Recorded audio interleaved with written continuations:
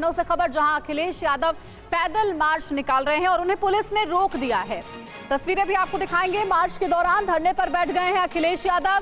प्रदर्शनकारी और पुलिस आमने सामने है। समाजवादी पार्टी ऑफिस से विधानसभा तक पैदल मार्च होना था। 3 किलोमीटर की पैदल मार्च यात्रा होती, लेकिन विधानसभा भवन की तरफ ये बढ़ते उससे पहले ही पुलिस ने इन्हें रोक दिया है। पुलिस ने बैरिकेडिंग की हुई थी। हालांकि पुलिस के एक अधिकारी बयान दे रहे थे और वो कह रहे थे कि दरअसल पहले से निर्धारित कुछ गेट हैं जहां से विधानसभा भवन की तरफ जाने की इजाजत थी, लेकिन विधायक मान नहीं रहे थे समाजवादी पार्टी के, और इसीलिए उन्हें विधानसभा भवन की तरफ बढ़ने से पहले रोक दिया गया। देखिए, जिस तरह उत्तर प्रदेश में लगातार पिछले 5 साल का कार्यकाल और जब से ये दोबारा सरकार को मौका मिला है, उत्तर प्रदेश की सड़कें जर्जर हैं, गड्ढे बन गए हैं सड़कों पर। जहां किसान इस मौसम में जल भराव, बाढ़ से परेशान होता था, इस बार उत्तर प्रदेश में देखने को मिल रहा है कि कुछ हिस्सों में बाढ़ है, कुछ हिस्सों में सूखा है और अभी भी किसानों को कोई राहत नहीं दी गई है। न बाढ़ के नुकसान से कोई राहत पहुंची है और ना ही सूखे की वजह से जो किसानों का नुकसान हुआ है उस पे कोई सरकार ने भरपाई या राहत दी है। वहीं बड़े पैमाने पर जानवर बीमारी से मर रहे हैं, गायों की मौत हो रही है। जो वायरस फैला है, लंपी वायरस है जो, जिसके कारण हजारों हजार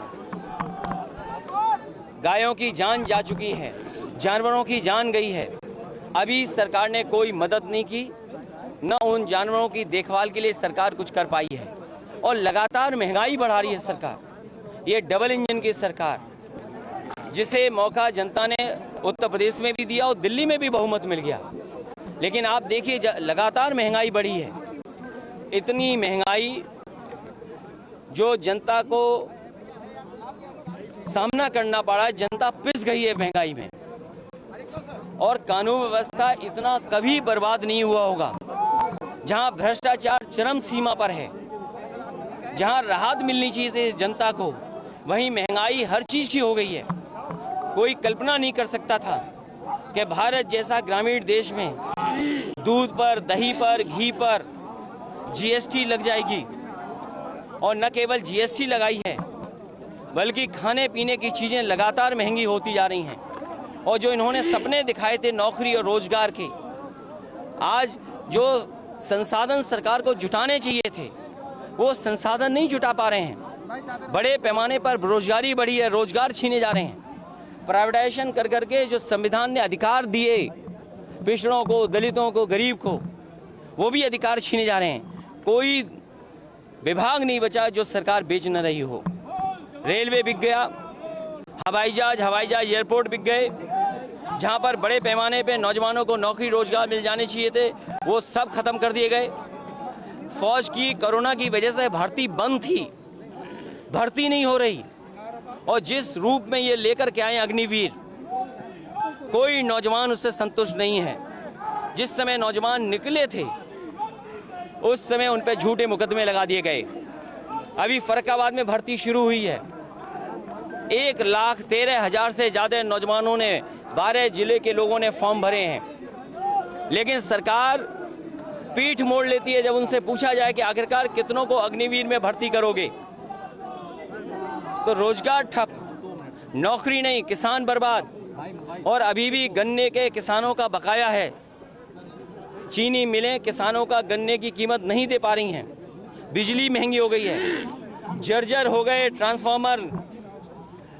जो कैपेसिटी सरकार को बढ़ानी चाहिए थी वो कैपेसिटी नहीं बढ़ा पा रहे हैं। इसलिए समाजवादी पार्टी पहले भी इन सवालों पर धरना देना चाहती थी। हमारे विधायक जाकर के सदन के में बैठ करके और सदन के बाहर धरना देना चाहते थे, सरकार ने रोक लिया। आज जब हम सब लोग पैदल जाना चाहते थे उस समय भी रोका गया है। आखिरकार ये कैसी सरकार है जो विधायकों को, पूर्व मंत्रियों को, कई बार के विधायक हैं, पूर्व स्पीकर हैं, बड़े बड़े पदों पे पूर्व में लीडर ऑपोजिशन रहे, वो सब साथ हैं, उनको सदन में नहीं जाने दे रहे। आखिरकार सदन में जाकर के हम अपनी जनता की तो बात उठाते हैं। आखिरकार सरकार क्यों नहीं फेस करना चाहती है? और सरकार इसीलिए नहीं फेस करना चाहती है क्योंकि हर मुद्दे पर सरकार असफल हुई है। लेकिन लोकतंत्र के मूल्यों को बचाने के लिए समाजवादी पार्टी इसी तरह यही सड़क का रास्ता अपनाएंगे। जब सदन में इन्होंने नहीं जाने दिया तो सदन चला करके वंदे मातरम से शुरुआत कर करके और हमारे जो विधायक अरविंद गिरी जो हमारे बीच नहीं रहे, उनकी भी शोक सभा कर करके खत्म की है। और अगली रणनीति क्या होगी वो भी हम लोग विधायक बैठ करके तय करेंगे। प्लीज आपस में बातचीत नहीं करें, बैठ जाए उधर। कि उत्तर प्रदेश की वर्तमान विधानसभा के बातचीत नहीं करें। माननीय सदस्य श्री अरविंद गिरी का 6 सितंबर 2022 को लगभग 64 वर्ष की आयु में निधन हो गया। उनका असमय निधन हम सब के लिए दुखद है। श्री अरविंद गिरी इस सदन के वरिष्ठ सदस्य थे। उनका राजनीतिक एवं संसदीय क्षेत्र में एक दीर्घ अनुभव था। वर्तमान विधानसभा में वे 5वीं बार सदस्य के रूप में निर्वाचित हुए थे। वे सर्वप्रथम वर्ष 1996 में, तत्पश्चात देखिए, उत्तर प्रदेश विधानसभा का मॉनसून सत्र आज से शुरू हो रहा है। मुख्यमंत्री योगी आदित्यनाथ को आप सुन रहे हैं सदन के भीतर से। तो वहीं पहली तस्वीर जो आप देख रहे हैं वो है समाजवादी पार्टी के पैदल मार्च की, जहां पर लगातार सरकार के खिलाफ, सत्ता पक्ष के खिलाफ आज अखिलेश यादव पैदल मार्च के जरिए अपनी आवाज बुलंद कर रहे हैं और यूपी में चरमराई कानून व्यवस्था, महंगाई, बेरोजगारी का मुद्दा उठा रहे हैं।